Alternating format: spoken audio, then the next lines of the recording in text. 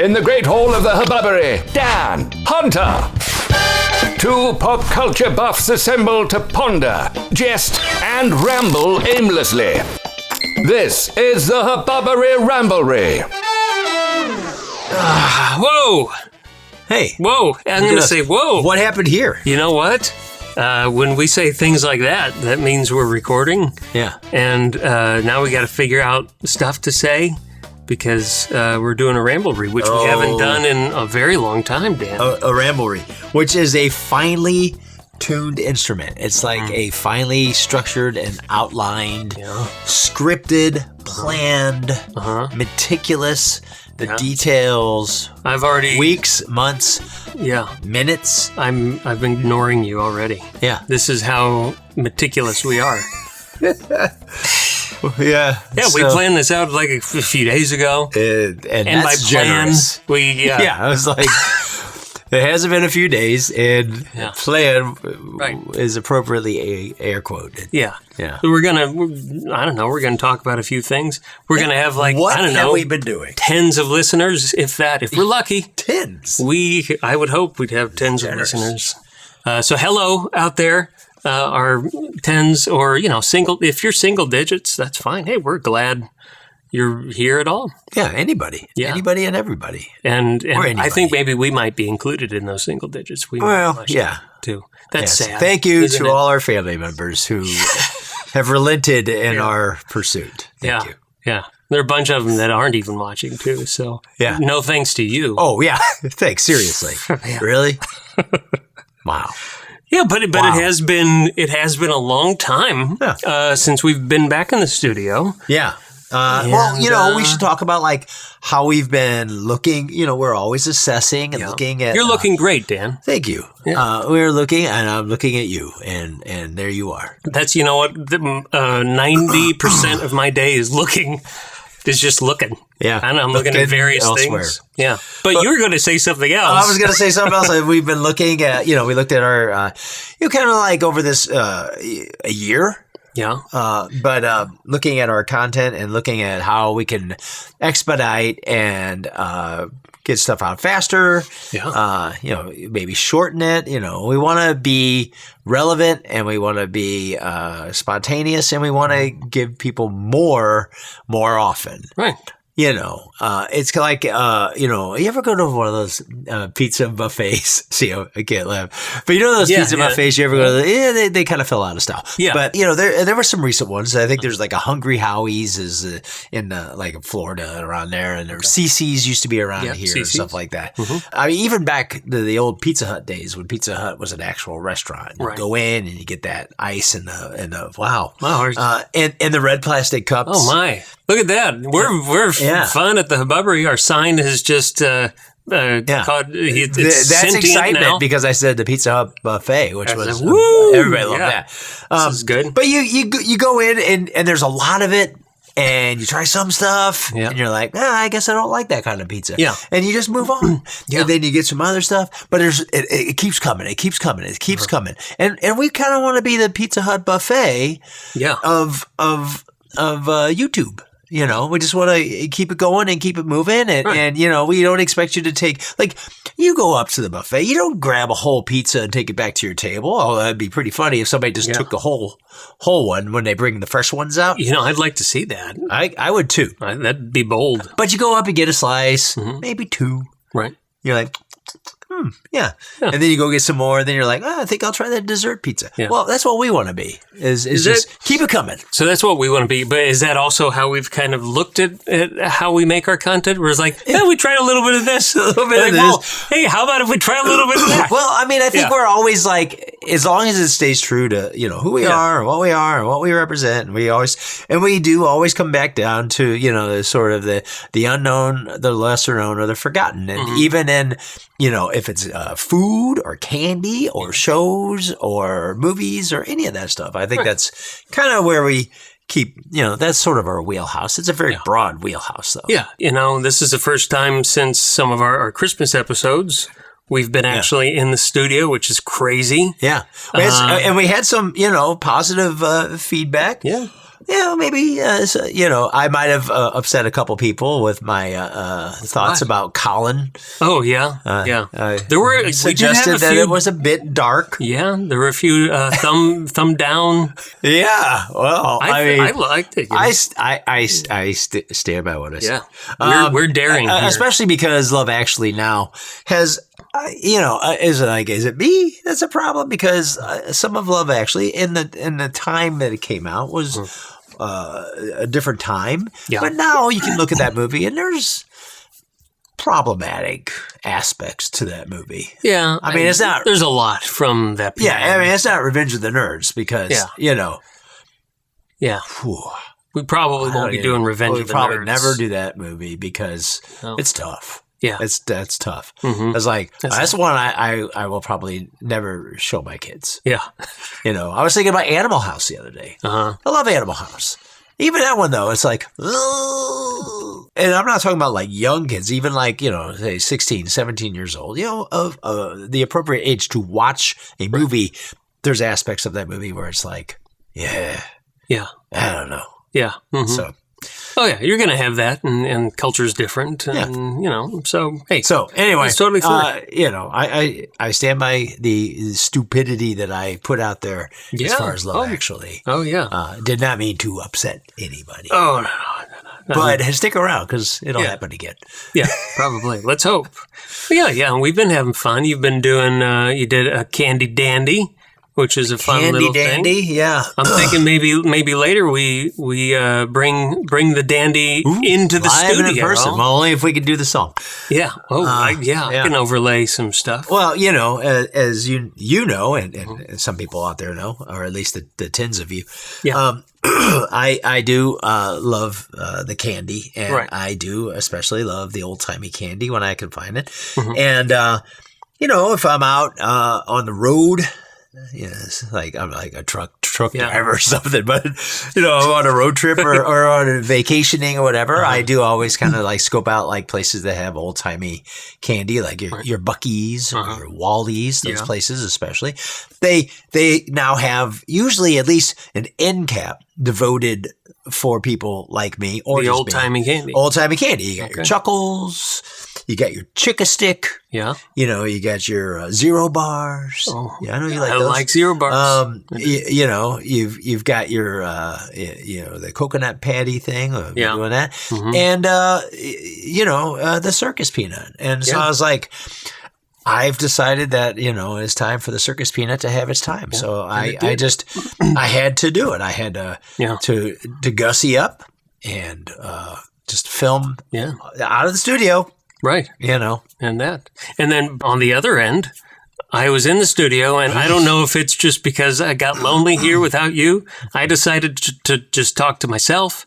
You did. And very much so. Yeah, it was an alarming conversation, partially because I was worried about you. Yeah. But also because it was a pretty solid, coherent conversation with yourself. So good for you. Yeah. And good for you. Yeah. Oh, yeah. Thank you. And thank you. But we all were coming up with weird stuff. That was something that, you and I had talked about early on, I think, in our existence, was this idea of, playing into my memory issues, because I've mentioned it before. I don't have the best memory. I try my best, but I thought, I wonder if there's something in that idea personifying that part of my brain, and then having a discussion with it. So would you call it a hole in your memory? A memory hole? Yeah. No, I don't think so. Yeah. Okay. Well, you should. Oh, okay. Look into I will consider that. Yeah. Yeah. Yeah. The memory hole, as you say. So I think that was fun. I'm maybe halfway through a second script for that, so I hope to have another one of those out here before too long. And so, we're doing fun stuff. At least these are movies that you're watching, because for a lot of people that they don't know and the whole genesis of this was because I would always come to you and talk about movies. Right. And I'm not talking about like unknown, lesser known, or forgotten. I mean, I'm talking about fairly known movies. And I'd say, oh my God, I was watching blah, blah, blah last night. And your response would be? Never seen him. Yeah.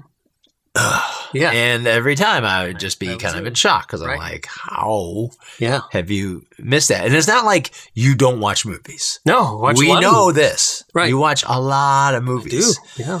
So these gaps, we're just trying to bridge the gaps. Got to get it in line, right? So and that was one of the origin, like you said, origin story of why we're here. So. Yeah, so it's it's all about me. It is. It's all But let's talk about you. Yes. Right now. You just got back from a nice little vacation. We went to Palm Springs, and then we went to drove to Anaheim. Went to Disneyland. Yeah, got to see a lot of stuff. Went to Galaxy's Edge.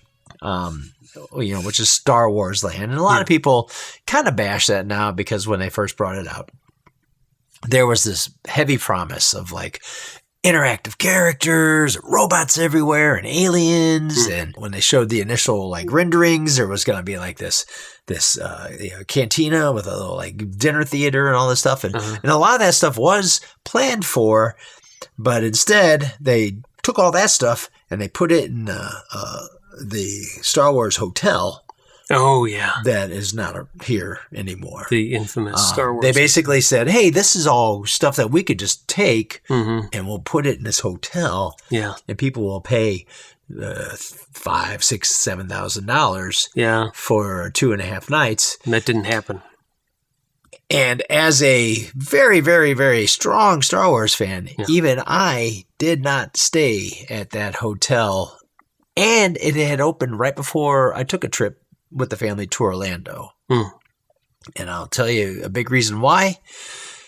And I don't hate the sequel trilogy. I don't hate Rey. A lot of people, there's a lot of this, right now, it's very in vogue to bash, the last 3 movies. Right. I have no issue with those movies. I mean, I'm fine. But I will say that had they set the hotel in the period of the original trilogy, and not the prequels, although the audience for them is massive now, 20-something years later. And I think the audience might find its way to the sequel trilogy. But for me, if they would have said, oh, yeah, this is set, and instead of for Galaxy's Edge, you go to Tatooine, I'd have been all over it. Yeah. 100%. Well, yeah, I mean, it's almost like it was marketing for the movies, but, you're looking at something with supposedly longevity. Right. Yeah, if you want longevity, you go for the original. You go for the built-in crowd. Well, everybody loves the original trilogy, too, if you're a Star Wars fan. I get where they were coming from. Yeah. I get that, like Kathleen Kennedy, who, has since moved on, or is moving on, she wasn't wrong in suggesting that, no, we need to do these in the future because then it's something we could grow and continue and move on, and everybody can be part of that. Because it's the same experience for everybody because it's new and it's growing. Yeah. And that seemed like a really good idea. But nostalgia wins. Right. And the people with the money who can pay for all these things are either in the prequel trilogy or the original trilogy. Yeah. The new audience for those new movies are still younger. Yeah. And so because of that, in Anaheim, then they brought in Mandalorian and Grogu. Massively popular.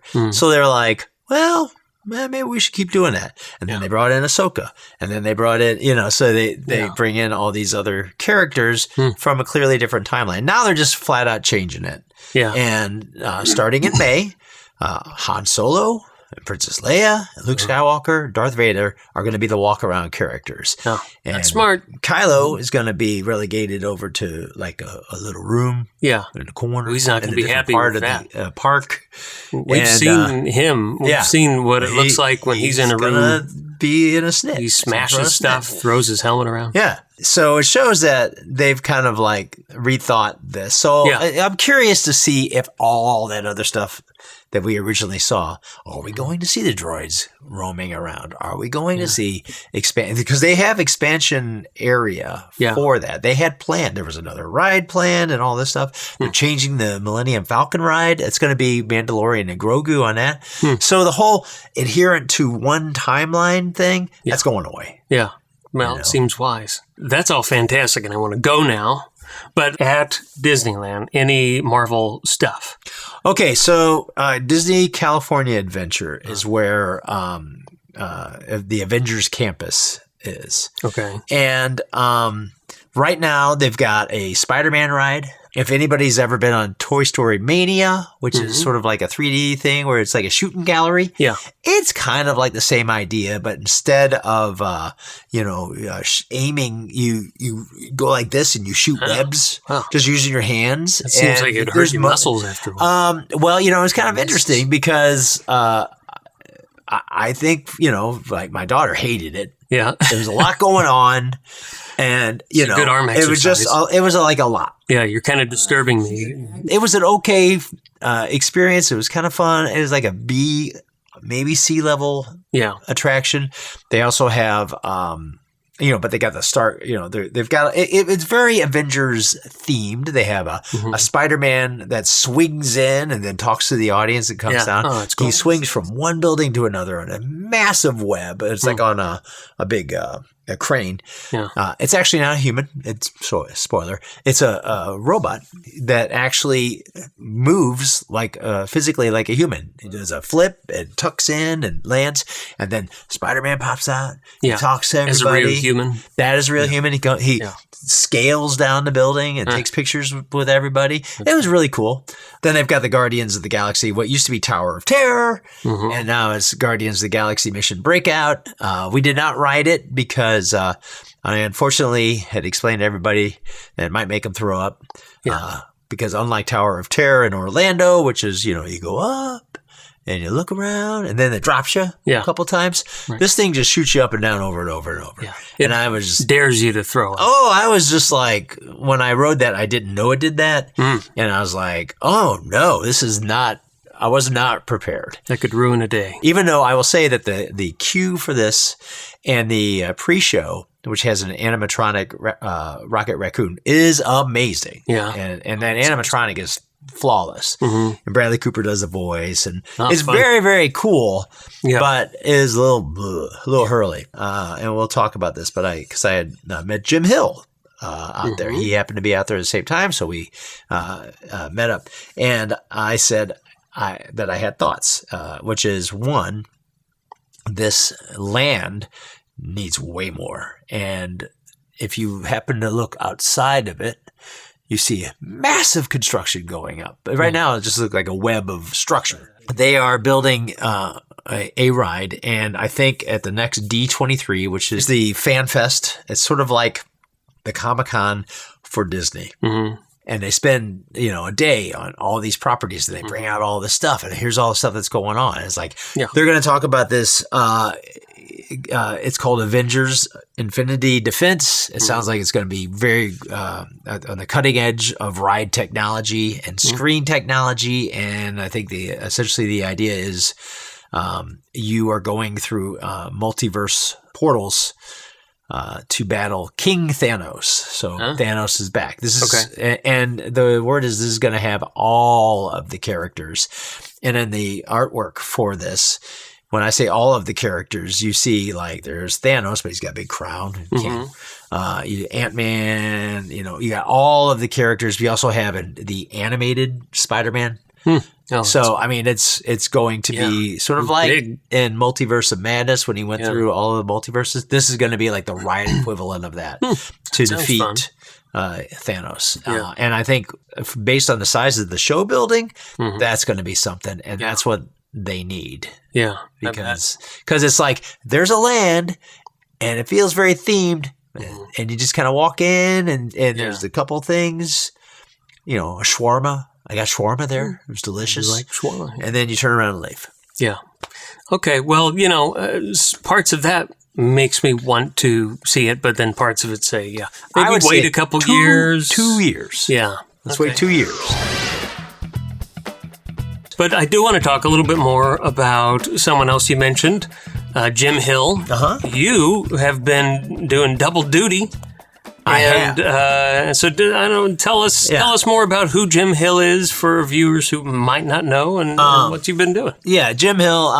He always says entertainment writer Jim Hill, but that doesn't do him justice. Jim Hill's been around 30, 40 years. I'm not trying to age him, but he has been a Disney historian and sort of the go-to Disney expert. Wrote for the Huffington Post. He gets quoted and interviewed often by media outlets. Yeah. He's forgotten more stuff about Disney history than most of us will ever even know. Yeah. And he's known, I mean, he's this guy who's interviewed the original Imagineers. He's, got their inside story from people high up who worked under Walt. Yeah. So that's cool. He's a pretty connected guy. Yeah. And he has the Jim Hill Media Network, and it's a series of podcasts. He has a number of podcasts. He has the Disney Dish with Lynn Testa, who owns and runs Touring Plans, which is basically gives you crowd calendars and you can create itineraries to help you maneuver, because going through Disney is not like you just show up and buy a ticket. You don't do that. You gotta plan. If you want to maximize your if you want to see anything other than the sidewalks, right? Yeah, like if you want to Disneyland, ride something, Disney World, those are pretty cool. Yeah, you can't just go in and be like, well, I just thought I'd park and walk in. Anyway, Jim's got the Disney Dish. He's got I Want That Too with Lauren Hersey, and that's a merch show predominantly focused on Disney. They got Epic Universe. With Eric Hersey, Lauren's husband, also co-producer of all the shows, and that's about Universal. Okay. He's got Fine Tuning with Drew Taylor. He writes for Deadline magazine. That's focused on animation, and he also has another show called The Case For with Mentalist. I haven't talked to this guy personally, but he's very cool. It's his name is Chris Cox. The magic people give me the willies. I love magic, but they always kind of give me the willies. All right. And it's a show where they talk about like there's a pro and it's like a debate show, and it's a fun show. And then there's this show that I'm on with Jim called Marvelous Disney, and it's predominantly Marvel focused podcast, although I sneak in Star Wars in there because of course I do. And DC as well, because, and mark my words, this will happen one day. I believe that ultimately the real end game is that DC and Marvel will have a joint movie at some point. Will they battle each other? They've had for years. Yeah. Marvel and DC have published, they've teamed up on publishing. Yeah. Batman and Deadpool. Batman was in Deadpool, and now Deadpool is in Batman. Right. The Fantastic Four and the Flash, going all the way back to Superman and Spider-Man in the 70s. So DC and Marvel have worked in collaboration multiple times. Yeah. And I think with the fact that James Gunn, who is very good friends and has a good relationship with Kevin Feige, is currently in charge of DC. Who knows what's going on with all of that Paramount stuff? Or whatever. Right. But I think that reality is, I think it's the closest we've ever been to seeing some sort of like team up of some sort. I thought that was... It's not going to happen right away. Yeah.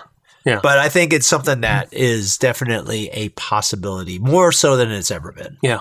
Well, I thought that was an interesting theory. And you know what? I heard that theory coming from your mouth on the Marvelous Disney podcast. Oh, there you go. See? And so that's where, you get all the insight from Dan and Jim. And I know the two of you have plugged our show a number of times. That's right. Yeah. Much respect and gratitude there. And this is, again, the first time we've been together in a long while, and you weren't doing the podcast last time we did a Ramblery. No. So, I want to say... I got to ramble about that. Yeah. So, thank you. Are you doing a show tonight? I am. I'm going to record another show tonight. Wow. It's not quite as elaborate as this. I mean, it's a podcast, so you can just listen to it. That's totally fine. We welcome you. We all... See, that's the thing. We're all friends. That's the thing, is that, like, these things, all of this stuff, they don't... it's not like TVs... TV shows where it was like, they got to turn the channel and go to us. It's like when you're streaming, you listen to it whenever you want. Right. So we all kind of work together. Yeah. Unless it's new rock stars. Yeah. No, I'm kidding. Yeah, we can't go ahead. Screw those guys. No, actually, New Rock Stars, fine channel. Yeah, they do a whole other thing. That was fun. But yeah, we should, we should do something with Jim. Yeah, at some point. I agree. We should do. We should collaborate. And something that, and I'd love to, if anybody's made it this far, I'd love to get their take on it. Is something that I had suggested to you just the other day. It's like, hey, I'm thinking about rewatching the Marvel movies. Yeah. Before Doomsday, which is December. Yeah, seems like a long way away. Yeah. Seems like it. Well, when you have, 28, 30 something. I think we're well past the 20s. I think we've been out of the 20s. I can't even remember anymore. My mathematician number skills only goes up to 30. Yeah. And that's, that, I don't know. How many MCU movies are there? And you get all the TV shows now. Well, and then you brought that's a lot to watch. You brought up the TV shows, and I thought, well, okay, I can't do S.H.I.E.L.D. Not the Netflix. Not the Netflix ABCs. stuff. I watched them all, but there's over 30 MCU movies. Okay. See, that's my problem. Well, I cap at 30. Yeah. After that, someone else has to come up with a number. But the idea was to watch it. And then, to your point, yes, probably watch the Disney Plus shows as well, because many of those are directly tied in and do impact stuff. So I thought it'd be fun, and I think we're maybe going to do that, approach it by phase. So we'll do an episode like for phase 1. We're not going to do an episode for every movie. Yeah. Nobody needs that. Yeah, let's do our Hubbubbery take in a lightning round kind of thing. We'll figure out something. Oh, yeah, absolutely. So we'll come up with something, just because it'd be fun to sort of revisit this, 15-year journey? Yeah, we've both been deep with the MCU. So. Oh yeah, from the get go. Yeah, or even earlier if you refer back to our Captain America 79 Captain America. Yeah. Or Doctor Strange, made for TV movie, which we should get to at some point. We should get to that. While we talk about that, we should celebrate. It has been a year. It has been a year. Yeah, and look at that year. Look at how much crap we bought. Oh my gosh, our table's a mess. We got some fun stuff. We got a little bobbly Groot here. Yeah, see, that refers to the MCU. Yeah. We've got our friends from Mystery Science Theater 3000. We got the Infinity Gauntlet. Obviously, Ash. Ash, yeah. Ashley Williams. Go back to the Bruce Campbell episode. Yeah. And I also noticed that we got Harry Potter, and I don't know if you saw, but there's the teaser for Harry Potter coming to HBO. Pretty impressive. And it was actually Jim Hill who told me 10 years ago that HBO was looking at doing this. Really? Yeah. And I remember it being like, that's a great idea. Wasn't that right after, it wasn't that long after the last movie, right? No. And then when it finally happened, I had reached out to him, and that's how we started talking again. Yeah. Because I was like, oh my God, 10 years ago, you said this. It was off the air on another show. And I said, you said that HBO is looking to doing Harry Potter kind of like the Game of Thrones. And they want to spend a season on each book so they could tell the entire story that's covered in the books. Now, the first book, the Philosopher's Stone or Sorcerer's Stone, but they're going with the Philosopher's Stone. That was a shorter book. Versus like Deathly Hallows, which is a 700+ page book, a massive book. Yeah, it's huge. That is exactly what HBO is doing. So we're going to see a lot more of this. And it's going to be a big undertaking. I believe it comes out on Christmas Day. Yeah. Yeah, which was impressive. I think the original date was in 2027, so it pushed it up a little bit. And it's really smart. A lot of people do think of Harry Potter as a Christmas movie. Yeah, I always did an annual rewatch of the movies just because they're very. And Christmas is such a big part of what happens in the books. They always Christmas is always highlighted. Did you see the? I did. Yeah, I thought it looked pretty impressive. It looks. It's interesting. There's a lot of people out there going, "Oh, it's just more of the same." Like, what's the point? It's like, well, there's a lot more story. Here's the thing. It's like, they'd be wrong if they. Yes, Hagrid looks the same because that's how he looks. Right. The idea. all these ideas. It's like Hagrid's a big guy, and all this is stuff. Now, granted, there's some very unfortunate conversation about the casting of Snape, who's the actor who's going to be playing him. Look, Alan Rickman was fantastic. Yeah. And if you wanted a carbon copy of what you envisioned, many people envisioned from in the books, fantastic. But he's not the only one. And if he were with us, I think he would come to the defense of this actor who's been unfairly attacked because I haven't heard any of the attacks. Give me a gist of it. Because he's African. Actor. Okay. Complexion is different than and so people have lost their minds over the fact that this guy's playing Snape. Where it's like, this isn't about his acting ability. It isn't about what he's gonna bring to this character. He's ultimately a very tragic character that through the course of the books changed everybody's mind, and people saw differently once you reach the end of that. The stories. So that's sort of a bit of the ugliness. You're going to have a little bit of that. There's just been a lot of stuff attached to this, but the fact is, I think it looks like HBO is taking it seriously. I think there feels a little bit truer. Yeah. Those first two Chris Columbus movies, which, everybody loves, but they always felt somewhat, they felt like Christopher Columbus movies. They felt very fantastical, which is fine because those first two books are still somewhat joyful and fantastical. This is like little kids in the wizarding world. But and there's a certain level with TV shows. Yeah, there's more room to breathe. Anytime you have crossover between a movie, even Marvel, and TV shows, it does have a tonal shift, even if it's slight. You have more space, and I think maybe that's hopefully what some of the Harry Potter we're seeing. I think that's what we're seeing. I think we're also seeing that like characters that worked on the big screen in the movies. Because even when those movies came out, anybody who read the books would always say, "Oh, but they left out Peeves," or "Oh, what about this?" and "Oh, what about that?" And they weren't wrong. Yeah. But it's like, well, yeah, but they couldn't make a 7-hour movie. Yeah, they can with TV. Exactly. So, and so now all of that stuff's going to happen, and I think you're going to see these characters have a lot more depth, especially like the Dursleys. I mean, there's a lot more there.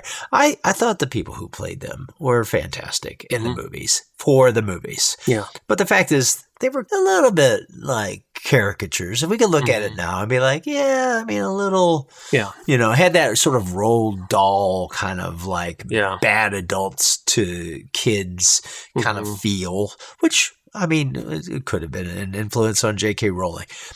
I think what we're going to see is these characters just feeling a lot deeper, and have a little bit more. So that'll be coming. That was pretty exciting. A lot of it was like a lot of trailers and teasers and whatnot coming out. So yeah. Well, speaking of trailers and teasers, we're doing a lot of stuff today.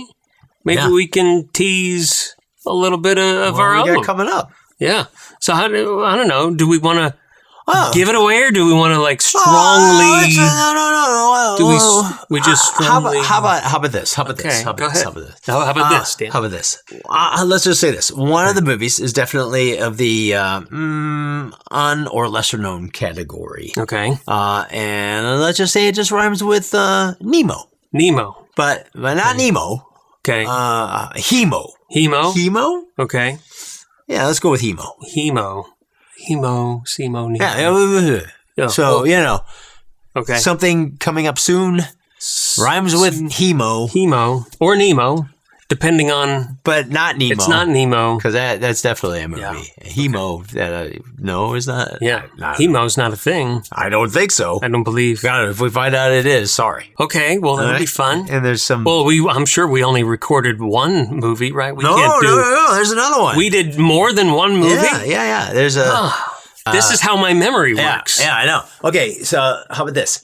It rhymes with Schnario. Schnario, okay. Is that like a dog treat or something? Yeah, it just, so there's a tease for everybody. We've got Schnario. We've got an episode focused on Hemo something and Schnario something. Well, what should people do if they want to keep up with the Hubbubbery and find out what rhymes with those words that you threw out? Or guess. Guess. And you can do all of that. Yeah, in the comments. In the comments, liking, sharing, subscribing. Yeah. You know, when they say, mash that subscribe button. Yeah.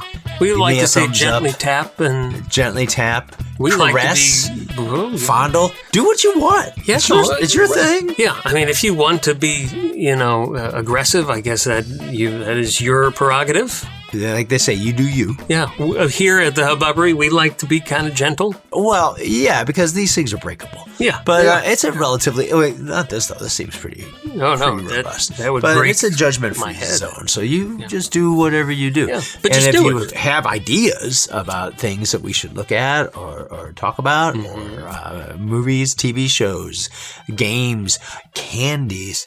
What about candy? Should we... Yeah. I mean, we just kind of did a little bit of a sign-off, but I think maybe we should have the post-credit scene bonus That's here. a great idea. Should we do a little candy thing? Yeah. Here, let's do the movie magic. Okay, ready? Yeah. Whoa! Hey, look at that, Dan. Movie magic for sure. Magic. Oh my god! You know, some shows they have like an unlimited budget, and we have not that. No, right. We have put a cut in the clip here, and then shove another clip right up next to it, and then you know what? We have a Bewitched style. Don't give the secrets. Oh, okay. No one knew. Nobody will ever figure that. That was magic. Yes. So what do we have here, Dan? I don't know. Those look like. Okay. This says, if you can get a close-up on this, Cambot, we have Mega Sour Apple. 250 grams. I'm not sure. Okay. That seems dangerous that it lists the grams.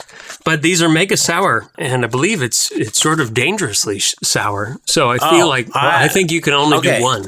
Oh, well. But you're going to get a handful. Or three. Don't do Now. Are you going to put 3? No, I'm not going to put 3 because I don't know. First of all, I'm not sure if these are like chewable. I don't. Okay, I'm squeezing it. I don't think so. It seems somewhat. No, I think what I remember when I bought these was, it's like the fun thing at a party is to see how long people can last before they have to spit it out. I am in. Now, see, it does have a dusting of the whatever that is that makes it sour, right? And then I'm assuming this is sour apple. Yes, sour apple. Okay, so it's green. Okay, all right. So we're gonna do this. Cheers. Here we go. Here we go. Mm-hmm. That's sour. Let's describe what we're experiencing here. Well, not apple. I think there was a little burning in the throat. At first, it kind of just tasted like grass. Apple and grass are both green. See, I really just want you to be done with it. Yeah. Mm-hmm. It's like a big sour rock. Yeah. It is just a little too big. I think it's hard to put it in the side of my mouth and talk. Yeah. Which is really good for if I had 2 talking, recording. I would do The Godfather. Okay, I just bit into it. Did you? Hard? Is it gooey? There was some kind of innards. Oh! Well, innards are fizzy. Yeah. What was that flavor, though? That was an apple, was it? It is gluten-free, though. Oh. You didn't mention the warning on this. Broke my teeth. Is that the warning? No. Oh. What's a warning?